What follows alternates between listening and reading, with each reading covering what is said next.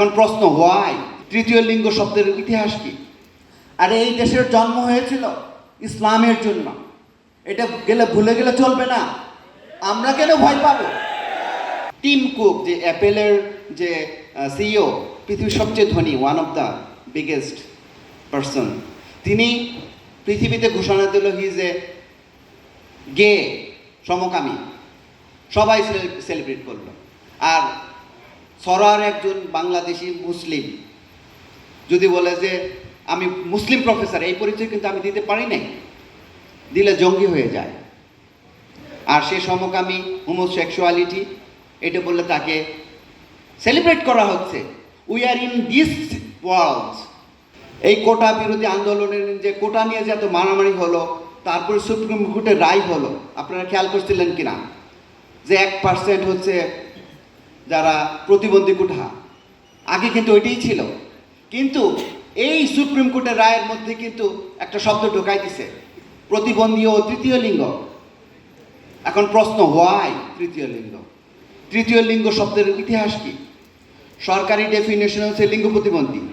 আর লিঙ্গ প্রতিবন্ধীর মধ্যেই তো ছিল। তাহলে ওরা কেন এই শব্দটা অ্যাড করলো যে প্রতিবন্ধী ও তৃতীয় লিঙ্গ? এই শব্দ দিয়ে মনে হচ্ছে আমরা তো হিজড়া বোঝাচ্ছি। নো, ইটস নট হিজড়া। সেই 1861 সালে হাইনরিক উইগলিট, তার এই মতবাদের প্রবক্তা, ওইটার থেকেই সব কিছু এলজিবিটি, ট্রান্সজেন্ডার সব আসছে। এখন এইটা অ্যাড করলো কারা? আমি সমন্বয়কদের কাছে যোগাযোগ করছিলাম, এটা কি ওরা কি জেনে বুঝে করছে? ওরা কি জানে? বলছে ওরা তো জানে না, ওরা তো এটা চায় না, কিন্তু এটা অ্যাড করা হয়েছে। কারা অ্যাড করছে? আই নো, আপনারাও জানেন।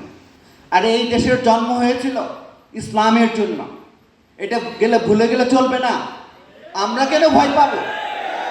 We are Muslim, Muslim is our identity.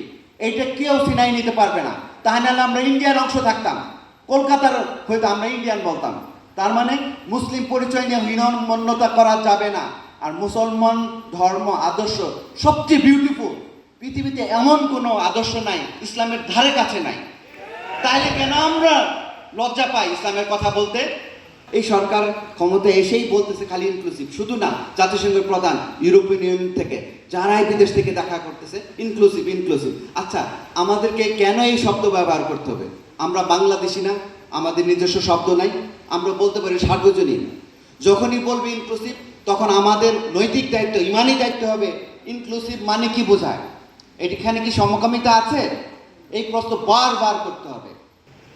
Maximum লোক পড়াশোনা করে না আমাদের দেশে, বই পড়ে না। দর্শন কি? জেন্ডার ট্রান্সফরমেটিভ এডুকেশন হচ্ছে আমরা যেটি ছেলে মেয়ে যে কনসেপ্টটা দেখি, এটার উল্টা। একজন ছেলে মেয়ে হইতে পারবে, একটা মেয়ে ছেলে হইতে পারে। আজকে আমি সরোয়ার হোসেন যদি ফ্রক পরে আসি, তাহলে আমি মেয়ে। ওইটাই হচ্ছে জেন্ডার ট্রান্সফরমেটিভ এডুকেশন।